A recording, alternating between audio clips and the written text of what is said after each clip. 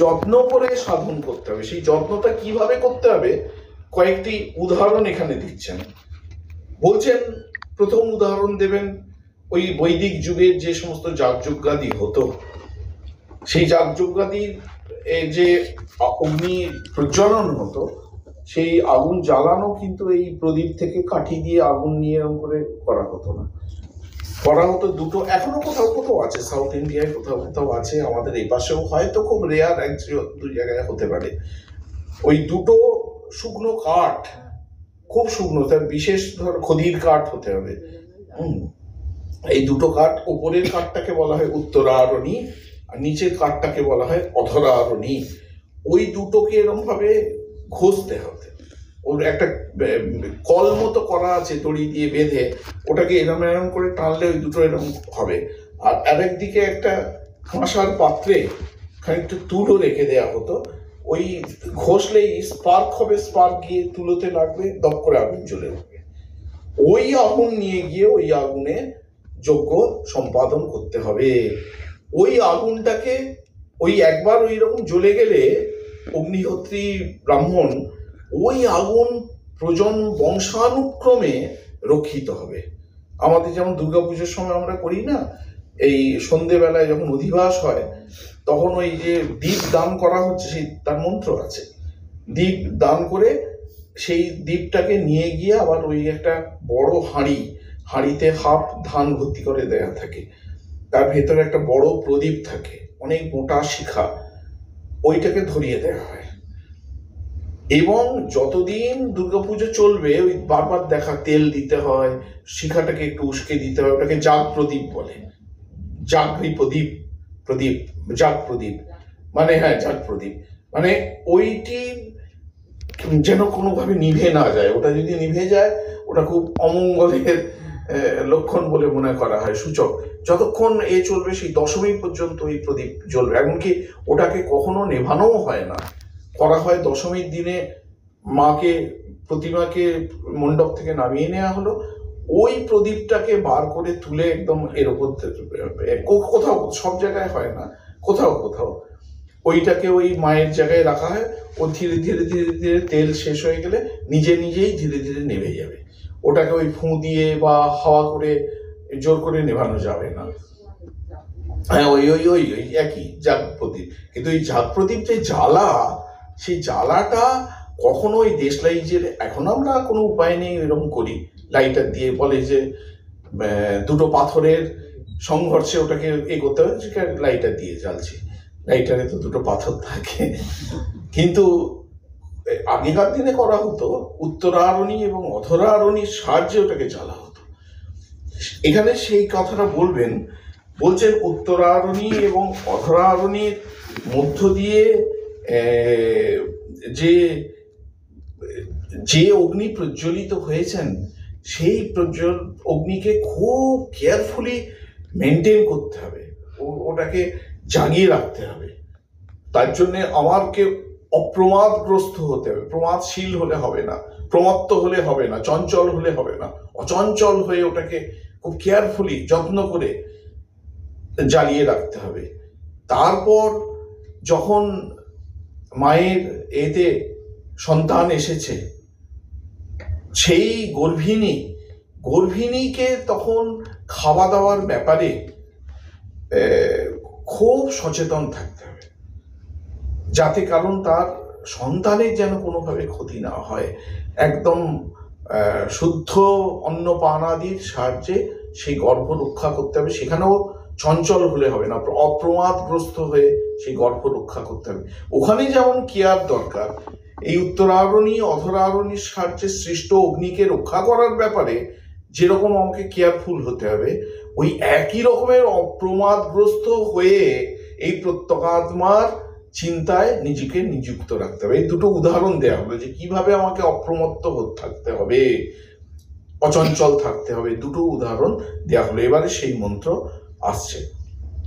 এমনি পড়লে মনে হয় যে এই মন্ত্রগুলো বড্ড শক্ত, কিন্তু আদৌ শক্ত নয়। এগুলো আমাদের দৈনন্দিন গেরস্থালির থেকে, জীবন থেকে উদাহরণ তুলে তুলে এই মন্ত্রগুলো করা।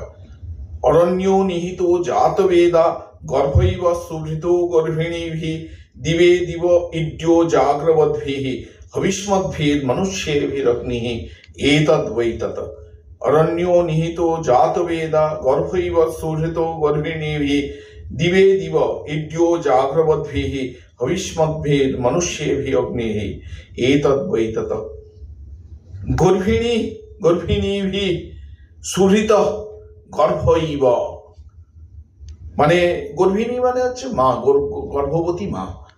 গর্ভবতী মা যেমন সুহৃত মানে হচ্ছে পরিপোষিত, যেমন তিনি তার গর্ভকে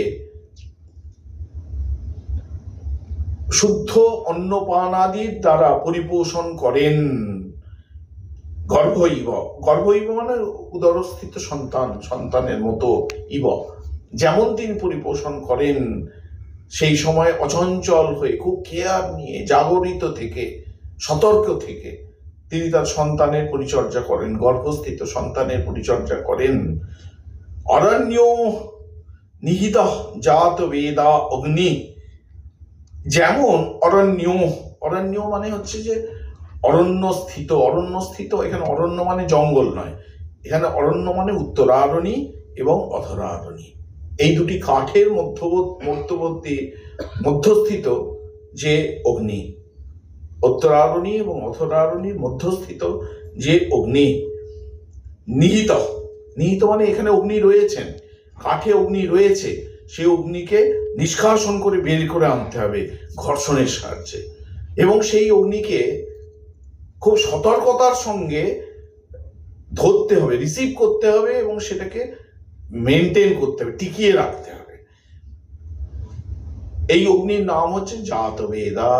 আমরা বলি না বৈশ্বানর জাতবেদ ইহাবহ লিতাক্ষ সর্বকর্মাণি সাধয় স্বাহা করে হোমের সময় আমরা বলি। অগ্নির আরেক নাম হচ্ছে জাতবেদ অগ্নি। এখানে অগ্নি হচ্ছে সে বিরাট, মানে এটা কি হলো, মানেটা হলো যে গর্ভস্থিত সন্তানকে যেমন সব সময় সেই সন্তানের অস্তিত্ব গর্ভবতী মা অনুভব করতে পারেন, এবং যখন সেই সন্তান গর্ভে থাকে তাকে নানাভাবে অন্নপানাদির সাহায্যে লালন করেন, পালন করেন, সতর্ক থাকেন। যেমন একজন হবনশীল যাজ্ঞিক উত্তরারণ্যী এবং অধরারণ্যীর মধ্যস্থিত অগ্নিকে নিষ্কাশন করে খুব সতর্কতার সঙ্গে তাকে মেনটেন করেন, যেই অগ্নি যাতে নির্বাপিত না হয়ে যায়, নিভে যাতে না যায়, একই রকম সতর্কতার সঙ্গে জাগ্রবদ্ভি মানে অপ্রমত্ত হয়ে, প্রমাদহীন হয়ে, আর হবিষ্মদ্ভি মানে হচ্ছে হবনশীল মানে ওই যে অগ্নি প্রদীপে দেয়া হয়েছে গিয়ে দেখে আসা, ঘি আছে তো, ঘি না থাকলে আর একটু ঘি দিয়ে দেয়া, গিয়ে হঠাৎ করে দেখলাম ও মা কখন ঘি ফুরিয়ে গেছিল, আগুন তো নিভে গেছে, মহা সর্বনাশ হয়ে যাবে। প্রতিপদে আর কি সতর্ক থাকতে হয়, সেই একই রকম সতর্কতার সঙ্গে এই প্রত্যগাত্মাকে হৃদয়ে ধারণ করতে হবে। মানে এক মুহূর্ত ছাড় দিলে হবে না, এই এতক্ষণ প্রত্যগাত্মাই পরমাত্মা, সেই প্রত্যগাত্মা হিরণ্যগর্ভ, সেই হিরণ্যগর্ভই বিরাট রূপে অবস্থান করছেন, এই যে যা দেখছি সবই ব্রহ্ম, ঠিক আছে 1 ঘন্টা এরকম চিন্তা হলো, এইবার একটুখানি খাওয়া দাওয়া ঘুমটুম করে নিই, তারপর আবার বিকেল 3টে থেকে চিন্তা করবো, এরকম নয়। এই চিন্তা শয়নে স্বপনে জাগরণে কন্টিনিউয়াসলি চলতে থাকবে। এই শয়নে স্বপনে জাগরণে কন্টিনিউয়াসলি যে চলতে থাকবে, এটা হচ্ছে দিবে দিব ইড্য, দিবে মানে প্রতিদিন যথা নিয়মে এই ধ্যান ধারণা করে যেতে হবে। এখানে একটা ছেদ পড়লে চলবে না।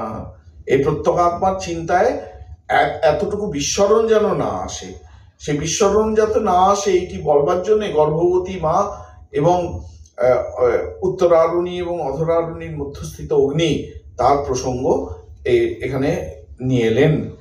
তারপরে বলছেন এতদ্ বৈ তত মানে হচ্ছে এই যে এইটাকেই মনে রাখতে হবে। কোনটাকে মনে রাখতে হবে? যে এই যে বিরাট রূপে জগৎকে দেখছি, এই জগৎ কোথা থেকে সৃষ্ট হয়েছে? হিরণ্যগর্ভ থেকে সৃষ্ট হয়েছে। সেই হিরণ্যগর্ভ কোথা থেকে? হিরণ্যগর্ভ অর্থাৎ সগুণ ব্রহ্ম কোথা থেকে এসছেন? সগুণ ব্রহ্ম এসছেন নির্গুণ ব্রহ্ম থেকে। তদ্বৈতত, এই হিরণ্যগর্ভই সেই পরমাত্মা, এই হিরণ্যগর্ভই সগুণ ব্রহ্মই সেই নির্গুণ ব্রহ্ম। এই যে চিন্তার ধারা, এই চিন্তার ধারাটাকে অপ্রমত্ত হয়ে সতর্কতার সঙ্গে সব সময় হৃদয়ে ধারণ করতে হবে। এইটাকেই বলা হয় নিরন্তর ধ্যানে লেগে থাকা। কিভাবে নিরন্তর ধ্যানে লেগে থাকতে হবে এখানে এই 8 নম্বর মন্ত্রে সেটি আমাদের বলা হলো।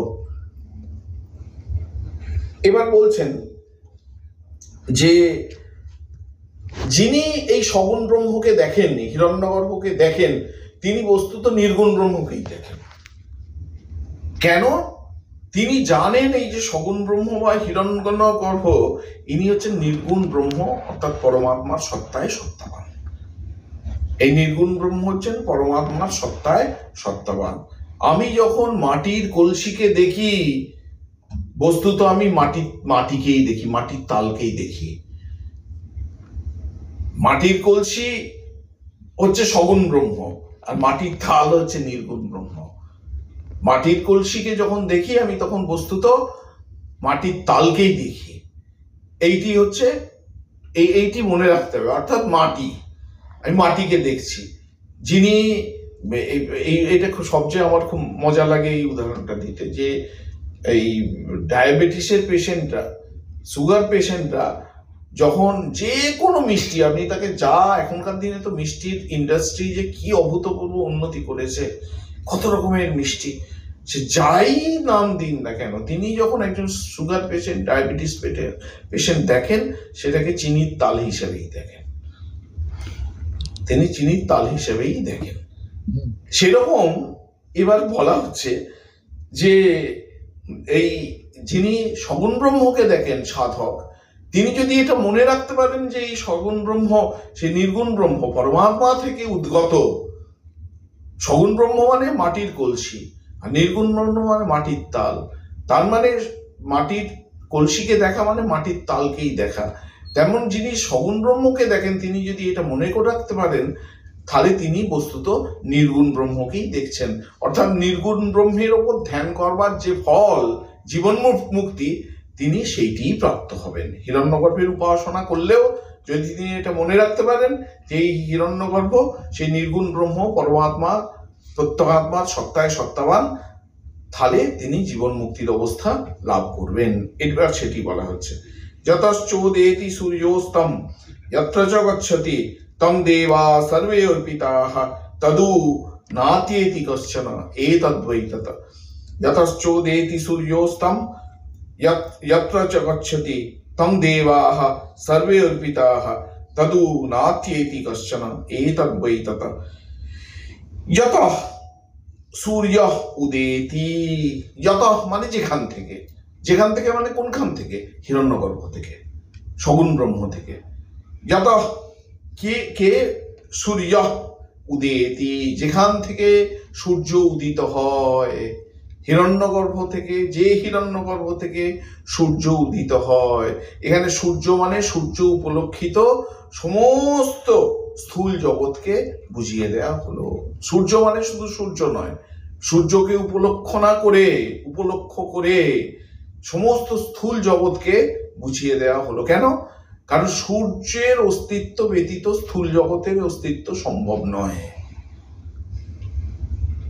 সেই কারণে সেই সূর্য যখন উদিত হচ্ছেন, তখন তার অস্তিত্বের কারণে আর যার যার অস্তিত্ব সম্ভব, সেই সবটাকেই বুঝিয়ে দেওয়া হলো। তার মানে যেখান থেকে সূর্য উদিত হন, মানে যেখান থেকে এই স্থূল জগৎ উদিত হয়, এটি হচ্ছে অর্থ। বিরাট, হ্যাঁ, বিরাট বিরাট।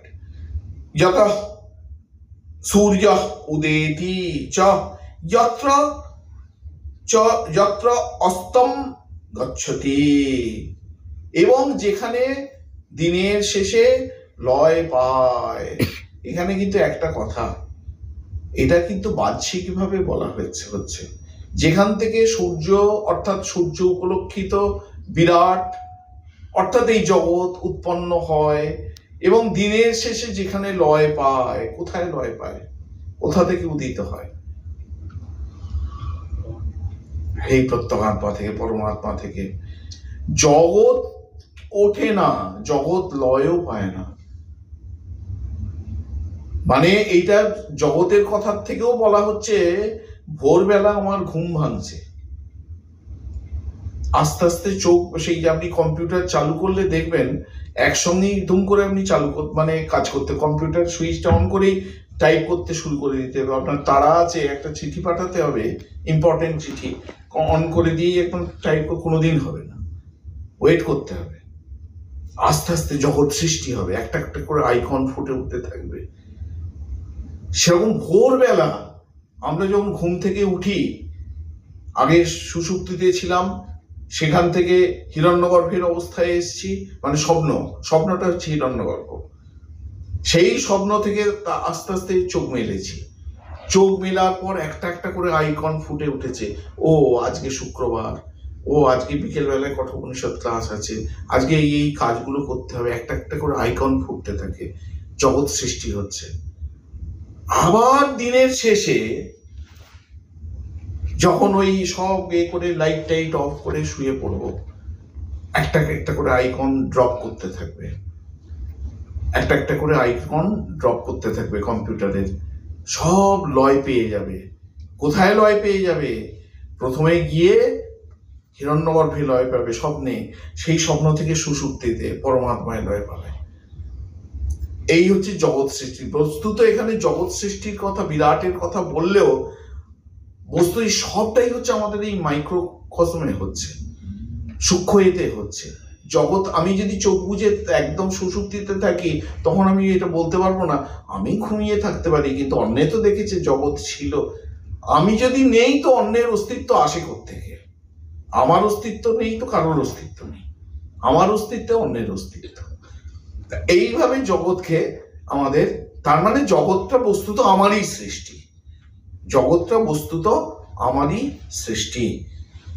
যত সূর্য উদেতি, যেখান থেকে সূর্য উদিত হয়, অর্থাৎ সূর্য উপলক্ষিত বিরাট ব্রহ্মাণ্ড উদিত হয়। চ এবং যত্র, অর্থাৎ রাত্রি, দিনের শেষে রাত্রাগমে, অর্থাৎ রাত্রি যখন আসছে তখন, অস্তম গচ্ছতি, সেখানে লয় প্রাপ্ত হয়। কোথায় লয় প্রাপ্ত হয়? সেই হিরণ্যগর্ভে লয় প্রাপ্ত হয়। সর্বে দেবা তম অর্পিতাহ, সমস্ত দেবগণ, দেবগণ মানে হচ্ছে এখানে দেবতা মানে আমাদের ইন্দ্রিয় বলেছে, দীপধাতু থেকে দেবতা শব্দটা এসছে। দীপধাতু মানে প্রকাশ করা, প্রকাশিত হওয়া। কে প্রকাশ করে? আমাদের ইন্দ্রিয় সমূহ প্রকাশ করে, মূলত পঞ্চ জ্ঞানেন্দ্রিয় এবং পঞ্চ কর্মেন্দ্রিয় এবং মনও বটে। এই 11টা ইন্দ্রিয় প্রকাশ করে, এরা হচ্ছে প্রকাশক। এগুলো হচ্ছে জ্যোতির মতো, আলোর মতো। আলো যেমন প্রকাশ করে, এই আলোটাকে করলে এই আলো প্রকাশ হচ্ছে, সেই রকম এই ইন্দ্রিয়গুলো প্রকাশ করে। এই সমস্ত ইন্দ্রিয়গুলোকে, বস্তুত এটা অন্য প্রসঙ্গ বলি, এই ইন্দ্রিয়, এই 3টি অংশ আছে। একটি হচ্ছে ইন্দ্রিয় গহ্বর, চক্ষু গহ্বর। যেমন আমাদের একটা কঙ্কাল যখন দেখি, কঙ্কালের দেখি এখানটা ফুটো, এটা হচ্ছে চক্ষু গহ্বর, এটি হচ্ছে 1। দ্বিতীয় হচ্ছে রেটিনা, চক্ষু, এটা একটা স্থূল বস্তু, এটা হচ্ছে করণ, এটি হচ্ছে করণ অর্থাৎ ইনস্ট্রুমেন্ট, এটা হচ্ছে ইনস্ট্রুমেন্ট। যেমন এই মাইক্রোফোন, এই মাইক্রোফোনটা একটা ইনস্ট্রুমেন্ট, কিন্তু এর যা আসল যে যন্ত্রটা সেটা কিন্তু ওখানে আছে।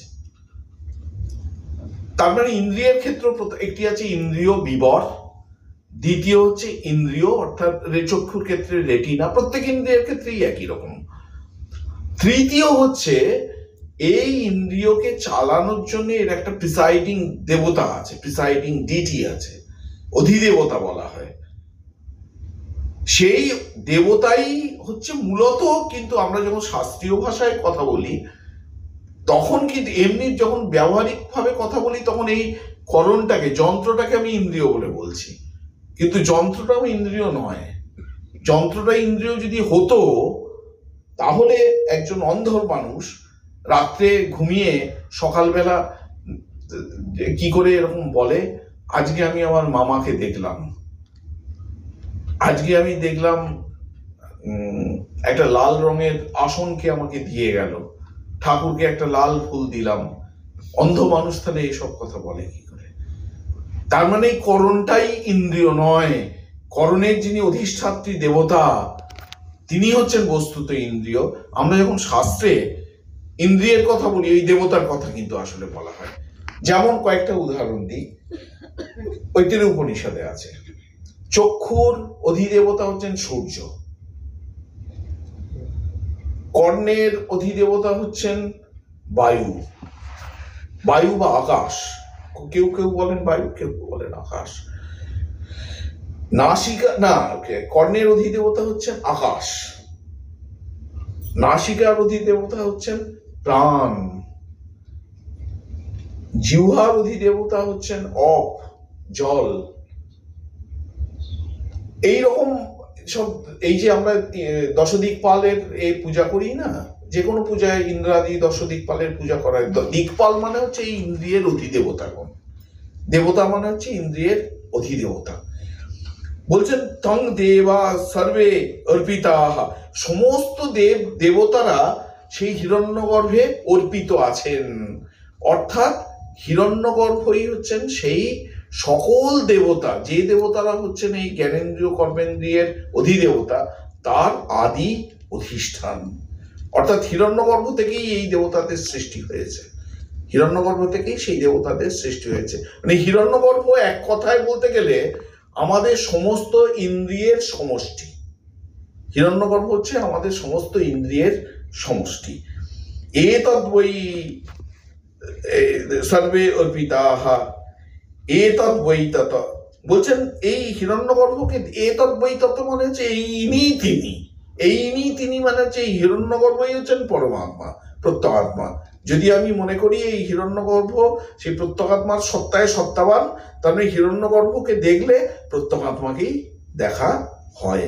এই হচ্ছে অর্থ।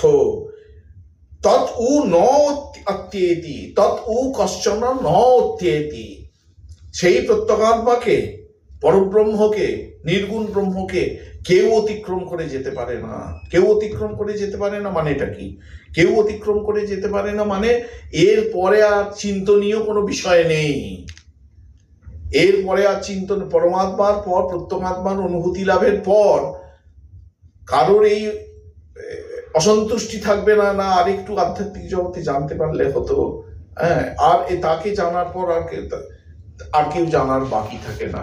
তিনি হচ্ছেন সাকাষ্ঠা, তিনি হচ্ছেন শেষ সীমা। শেষ সীমা মানে তিনি শেষ স্টেশন। ওখানে একবার পৌঁছে গেলে সবাইকে ট্রেন থেকে নামিয়ে দিতে হবে, আর ট্রেন যাবে না। হ্যাঁ, ওই বলছেন তৎ উ কশ্চন ন অত্যেতি, সেই পরমাত্মাকে কেউ অতিক্রম করে যেতে পারে না। অতিক্রম করে যেতে পারে না মানে ওটাই অনুভূতির শেষ সীমা। এই হচ্ছে কথা।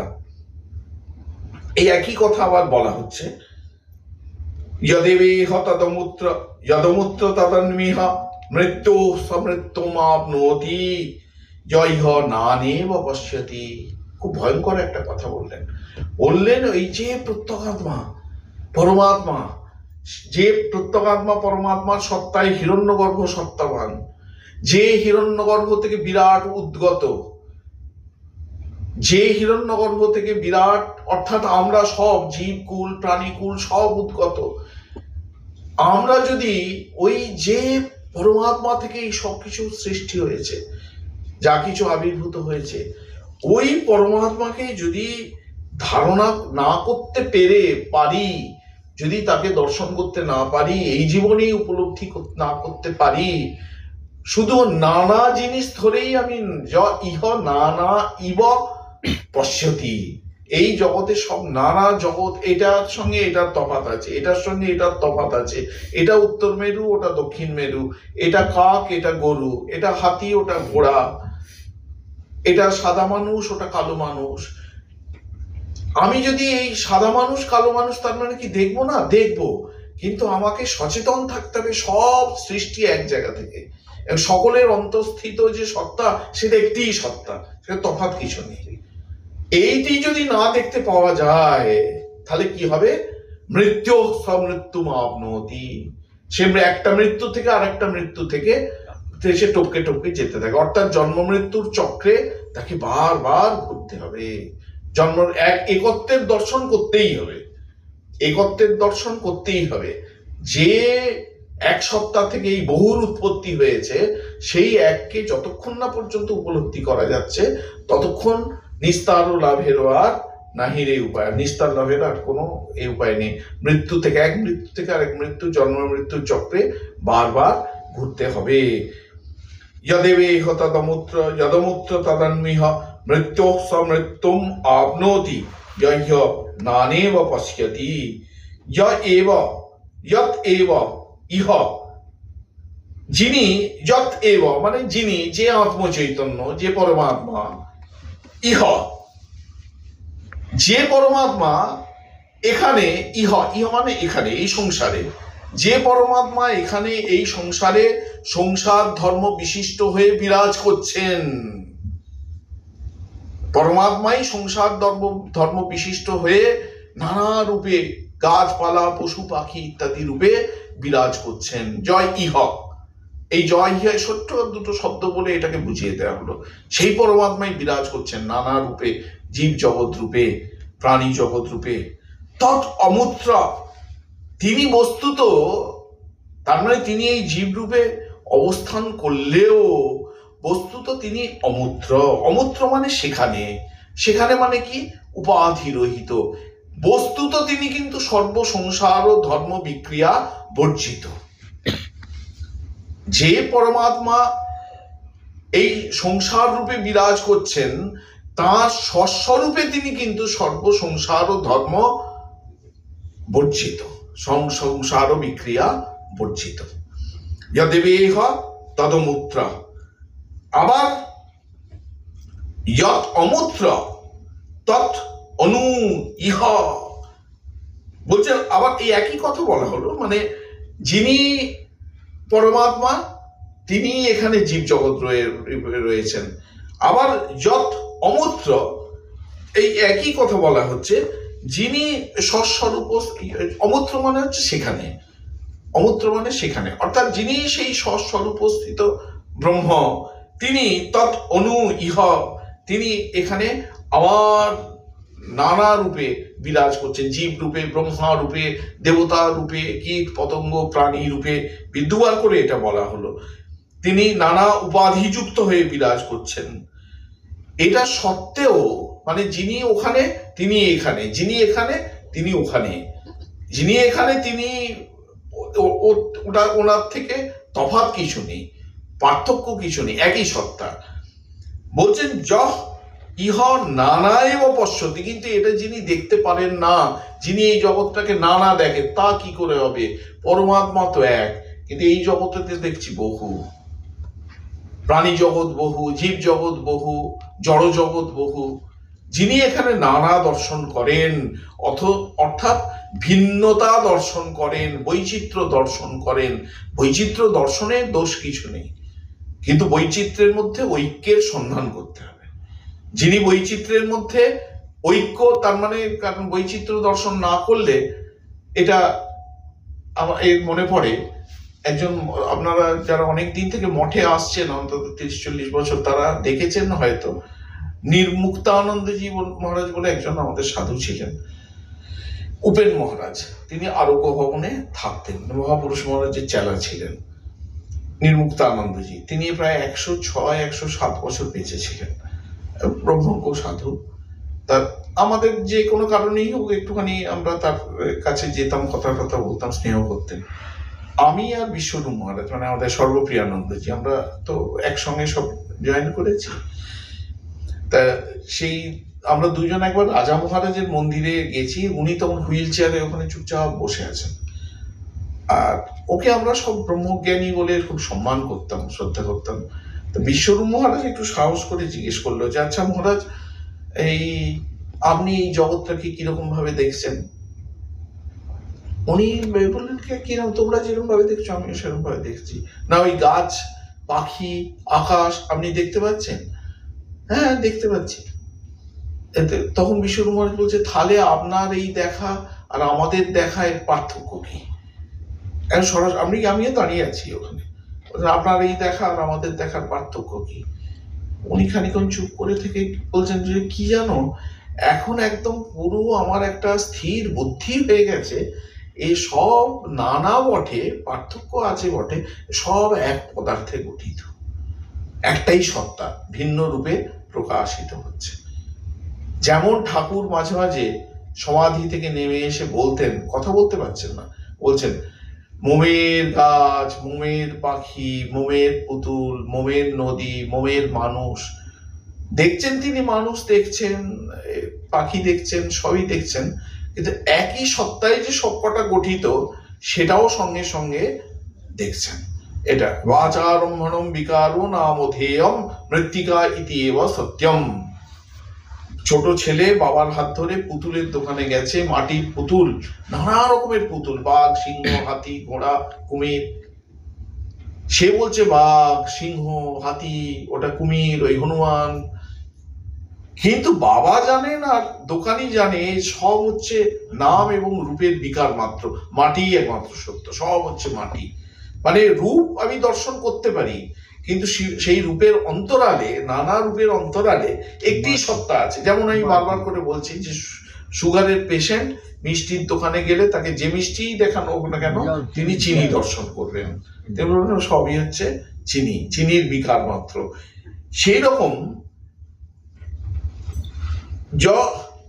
ইহ নানাইব পশ্যতি, কিন্তু ওই চিনি দর্শন না করতে পারলে কি হবে? ও এইটা আবার খাবো, 5টা খেয়ে নি, ও এটার নাম লেডিকেনি, এটা 10টা খেয়ে নি, তার কি হবে? মৃত্যু সমৃত্যু আপনতি, জন্ম মৃত্যুর চক্রে বারবার তাকে ঘুরতে হবে, এক মৃত্যু থেকে আরেক মৃত্যুতে বারবার পরিভ্রমণ করতে হবে। তিনি এই যিনি ভিন্ন রূপে দেখেন, তিনি মৃত্যুর পর মৃত্যু প্রাপ্ত হন। মৃত্যুর পর মৃত্যু প্রাপ্ত হন মানে জন্ম মৃত্যুর চক্রে বারবার ঘুরতে থাকেন। এরপর এই 11 নম্বর মন্ত্রে বলা হচ্ছে সাধনের কথা। বলছেন, আচ্ছা এই প্রত্যগাত্মা স্বরূপের কথা তো আমি মোটামুটি বুঝলাম, প্রত্যগাত্মা নির্গুণ ব্রহ্ম, নির্বিশেষ সত্তা, সেখান থেকে হিরণ্যগর্ভ, হিরণ্যগর্ভ থেকে বিরাট, এই জগৎ, বিরাট মানে এই জগৎ, এটা তো বেশ বুঝে গেলাম। কিন্তু সেই প্রত্যগাত্মার কথা আপনি বলছেন, শ্রুতি বলছে সেই প্রত্যগাত্মাকে অনুভব করা যাবে কিসের সাহায্যে? প্রত্যগাত্মাকে অনুভব করা যাবে মনোনাশের সাহায্যে। এই মনের দ্বারাই সেই প্রত্যগাত্মাকে অনুভব করা যাবে, কিন্তু এই মনকে অনেক পিউরিফাই করতে হবে। এই মন আমাদের একটা আছে অন্তঃকরণ, অন্তঃকরণকে সংস্কৃতে বলা হয় মনসা, মনস শব্দে প্রকাশ করা হয়। বলছেন যে সেই অন্তঃকরণের দুটি ক্রিয়া আছে, একটি হচ্ছে সংকল্প বিকল্পাত্মক, আর একটা হচ্ছে নিশ্চয়াত্মক। সংকল্প বিকল্প মানে যাব কি যাব না, খাবো কি খাবো না, করব কি করব না, এই যে একটা সংকল্প, আর সঙ্গে সঙ্গে সেই সংকল্পের একটা বিকল্প। যখনই অন্তঃকরণে এইরকম ক্রিয়া চলে, সেই অন্তঃকরণটাকে আমরা মন বলে ডাকি। আর যখন অন্তঃকরণে এইরকম হয়, না তুমি খেও না, তোমার না এখন 250 সুগার, তুমি একদম ছোঁবেও না, দেখবেও না, না তোমার যাওয়া উচিত, আজকে শুক্রবার, আজ যদি তুমি মিস করো কালকে শনিবার ছুটির দিন, রবিবার বন্ধ, সোমবার যদি কোনো কারণে যেতে না পারো তাহলে তোমার ফর্ম জমা দেওয়া যাবে না, তার মানে আজকেই তোমার যাওয়া উচিত। অন্তঃকরণে যখন আর কোনো বিকল্প নেই, সর্ববিকল্প শূন্য, একটাই মাত্র লক্ষ্য, করতেই হবে, সেই অন্তঃকরণটাকে আমরা বলবো বুদ্ধি। তারপরে অন্তঃকরণটা হচ্ছে মনস, সেই অন্তঃকরণ যখন সংকল্প বিকল্প করে তাকে আমরা মন বলে ডাকি। সেই অন্তঃকরণ যখন নিশ্চয়াত্মক সিদ্ধান্ত করে তাকে আমরা বুদ্ধি বলে ডাকি। এই যে অন্তঃকরণ, এই অন্তঃকরণ হচ্ছে দোষযুক্ত। দোষ মানে কোনটা দোষ? না বাসনা। এই অন্তঃকরণ যখনই বাসনা যুক্ত হয় তখনই সেটা দোষযুক্ত। এই দোষযুক্ত যে অন্তঃকরণ তার সাহায্যে কিন্তু ব্রহ্মানুভূতি হবে না। সুতরাং এই অন্তঃকরণকে নির্মল করতে হবে, মলহীন করতে হবে। মলহীন করতে হবে মানে বাসনা শূন্য করতে হবে। সেই বাসনা শূন্য মনের দ্বারা ঠাকুর দেখবেন কথামৃতে বলছেন যে এই মনের দ্বারা তাকে লাভ করা যায় না, কিন্তু শুদ্ধ মনের দ্বারা তাকে লাভ করা যায়। সেই শুদ্ধ মন, শুদ্ধ বুদ্ধি, শুদ্ধ আত্মা এক। শুদ্ধ মন মানেই হচ্ছে প্রত্যেকাত্মা। শুদ্ধ মন মানেই প্রত্যেক, এটা বলা হচ্ছে মনসৈ বেদমাপ্তব্যম নেহ নানাস্তি কিঞ্চন মৃত্যু সমৃত্যুম গচ্ছতি ইহ নামে নানেব পশ্যতি। বারবার করে ওইটা বলছেন, মৃত্যু সমৃত্যুম গচ্ছতি ইহ নানেব পশ্যতি। তিনি মৃত্যু থেকে মৃত্যুকে প্রাপ্ত হন যিনি এখানে নানা জিনিস দেখেন, নানা বিষয় দেখেন। তিনি মৃত্যু থেকে মৃত্যু মানে জন্ম মৃত্যু চক্রে বারবার করে পরিভ্রমণ করতে থাকেন। তার আগে বলছেন মনসা এব ইদম আপ্তব্যম, এই মনের দ্বারাই তাকে প্রাপ্ত হতে হবে। আপ্তব্যম, প্রাপ্ত হতে হবে। এই মনের দ্বারা মানে কোন মনের দ্বারা? এখানে তাহলে এই আচার্য শঙ্করাচার্য ব্যাখ্যা করে বলবেন, আচার্যাগম সংস্কৃতেন মনসা এব ইব ইদম, মানে এই মনটাকে পরিশুদ্ধ করে তুলতে হবে, সংস্কৃত করতে হবে। সংস্কৃত করতে গেলে আমায় আচার্যের কাছে যেতে হবে, আচার্যের কাছ থেকে শ্রুতি বাক্য শুনতে হবে, পরম্পরাক্রমে শ্রুতি বাক্য শুনতে হবে, সেটাকে মনন করতে হবে, চিন্তা করতে হবে। সেই চিন্তা করতে করতে করতে করতে করতে করতে এই মনই পরিশুদ্ধ হয়ে উঠবে। সেই যে পরিশুদ্ধ মন, সেই মনের দ্বারা মনসা এব ইদম আপ্তব্যম, সেই পরিশুদ্ধ মনের দ্বারা এই প্রত্যক্ষ চৈতন্যের, প্রত্যক্ষ আত্মার সাক্ষাৎকার লাভ করা সম্ভব। সাক্ষাৎকার লাভ করতে হবে।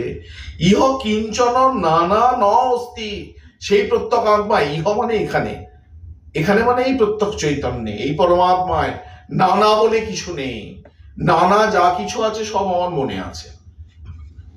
আমার মনের অশুদ্ধতার কারণে আমি নানা দৃষ্টি দেখছি। মন যদি বিশুদ্ধ হতো, মন যদি বিশুদ্ধ মানে মন যদি নির্বিণ্ণ হতো, মন যদি নির্বিণ্ণ হতো মানে মন যদি বাসনা শূন্য হতো, তাহলে আমি দেখতাম যে চিনি মিষ্টি আমাকে দেখানো ওটা কেন, সেটা চিনির ডেলা বই কিছু না। কিন্তু যদি আমার মন বাসনা যুক্ত হয়, তখন মনে হবে যে এই মিষ্টি, এটা তো নতুন, এটা খাইনি, কখন খেয়ে দেখি, ওইটা তো কোনো নাম শুনিনি, ওটাকে একটু চেখে দেখি। নানা দেখলে পরেই বিপদ, এক দেখলে পরে সমস্ত বিপদের অবসান। মৃত্যু কিঞ্চন নানা ন অস্তি, প্রকৃতপক্ষে নানা বলে কিছু নেই, একটি মাত্র সত্তা আছে। সেই প্রত্যক্ষ সত্তা, প্রত্যক্ষ চৈতন্যকে কিভাবে দেখা যাবে? এই মনকে বাসনা শূন্য করলেই সেই প্রত্যক্ষ চৈতন্যকে দেখতে পাওয়া যাবে। প্রত্যক্ষ চৈতন্যকে দেখবার জন্য কোনো চেষ্টা করতে হবে না। প্রত্যক্ষ চৈতন্য হচ্ছেন সপ্রকাশ, তিনি স্বমহিমায় নিজে নিজে আবির্ভূত হবেন। এই মুহূর্তে হচ্ছেন না কেন? কারণ আমি নিজেই একটা কালো বাসনার পর্দা টাঙিয়ে রেখে দিয়েছি। যেই মুহূর্তে এই বাসনার কালো পর্দাটাকে সরিয়ে দেব, যিনি আছেন তিনি আছেন, তিনি স্বমহিমায় প্রকাশিত হবেন।